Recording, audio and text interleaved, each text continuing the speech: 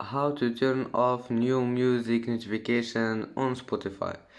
Hello guys, in this video I'm gonna show you how to turn off new music notifications on Spotify. First go to Spotify and then click here, this one, to go to the settings,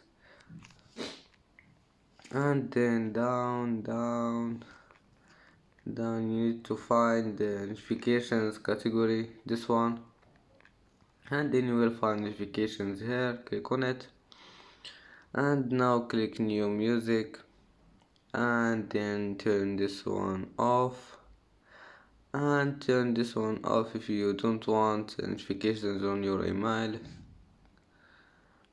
And that's how to turn off new music notifications on Spotify.